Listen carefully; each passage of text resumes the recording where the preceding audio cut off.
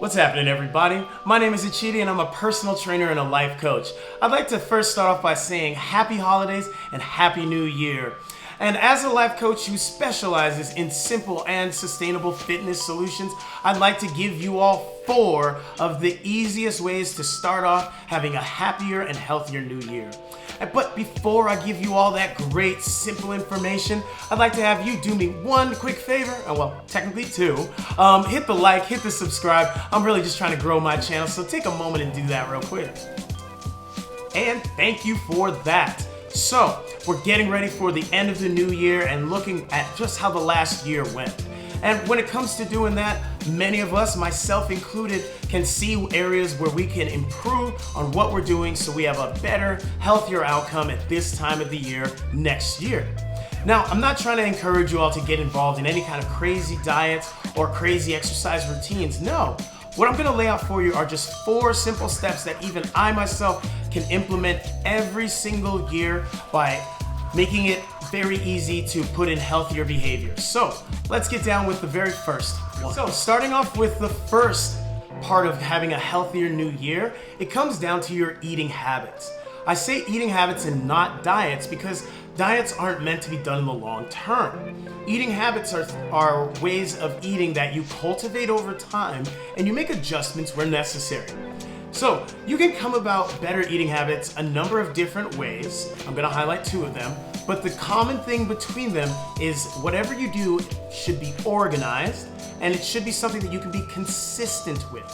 So first off, you can go with the shortcut, which works for plenty of people, where you look at other eating plans like going paleo, keto, vegan, carnivore, flexitarian. All of these programs have been proven to work for various groups of people and for various time periods. There's nothing wrong with trying one for a month, seeing what the results are and determining if it's something you're going to do for another month or you change your program. You always want to keep it organized, so that's why I recommend you write down what you did and you track how your body, your mind, your moods, your sleep, those things, all were affected by it. That will give you the ability to be empowered to determine what goes on next with your health and wellness, rather than being like, I hope this works, and doing nothing about it if it doesn't. The other route is by using your own current food log. So you write down what you're currently doing.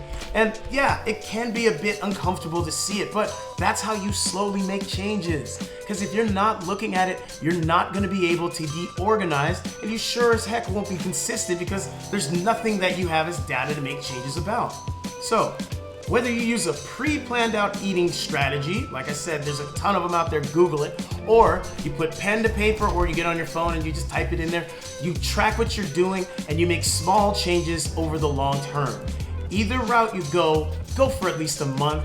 That way you have a chance to really see if what you put into play worked. You'll go through some physical and emotional changes that either will be comfortable and you continue doing it, or uncomfortable and you change it up. But either way, give yourself time so you can again see if the organized plan was something you could be consistent with for the long term. That's the first one on getting better eating for 2022. Now, let's go on to tip number 2. So now to the second tip. All I'm gonna tell you is we all need to be better drinking water. We're not drinking enough water. That's refreshing. If you're just waiting till you're absolutely thirsty like I just legitimately did there, you're way past dehydrated.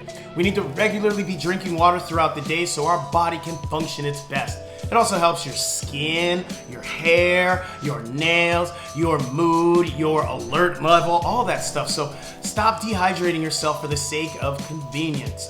And it's okay to add a little bit of flavoring to your water. The trouble is when you over flavor and add more calories, and now you're basically just making a soda by hand. So add some kind of flavoring, but watch if it's adding a ton of calories. Most flavorings are like 0 to 10 calories, so that's fine. Anything else other than that is potentially just watered down soda.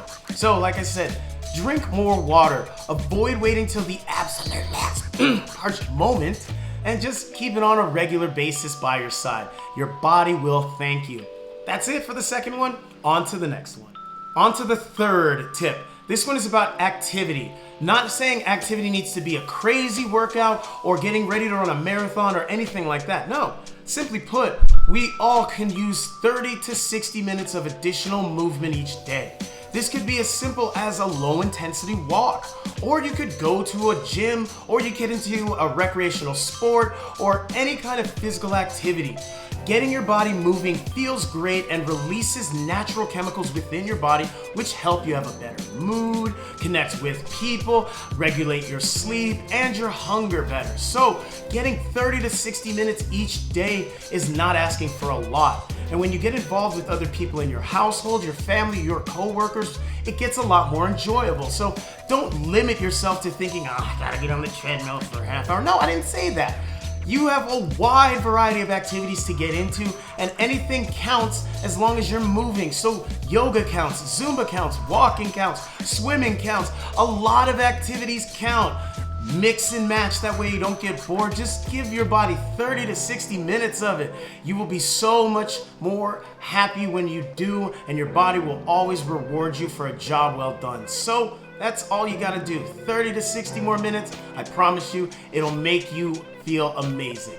I just got one more tip for you. We're on to the fourth and final tip. This one is about sleep.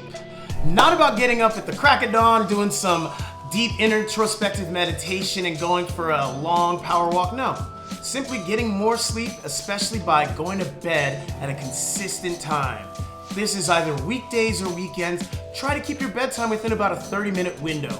By having a consistent bedtime and ideally somewhat of a consistent wake-up time, your body can anticipate what its energy needs are going to be the next day, and your moods will be much more regulated, so will your appetite and your drive to get things done. It's when we have these erratic sleeping patterns of sleeping in late 2 days out of the week and then getting up super early, and our bedtimes are all over the map in the middle. Consistent bed and wake up times are a lifesaver, and we have a lot of control in order to do that. Doesn't happen overnight either. If it takes you a few weeks of gradually adjusting parts of your day so you can wind down at night, and maybe changing up part of your earlier day in the routine so that you again can wind down at night, it can be done. Just make a plan and set a target bedtime, or a bedtime range, if you will, of about 30 minutes, and make it happen consistently. You will be putting yourself into a better position with a consistent bedtime, and that can often lead to an earlier or just more consistent wake-up time. Both of those ends of your day being consistent means the activities in the middle have a better chance for being done to their best capacity. Those 4 tips can be applied this year, next year, and every year after that. When you're able to reflect on what you did last year with those 4 things, you can see what changes can be made to make it better the next year, or what you can do to maintain that success that you created that previous year. I hope this video gave you some good insights. Tune into some of the other ones on my channel, and as always, have a great and happy week, everybody.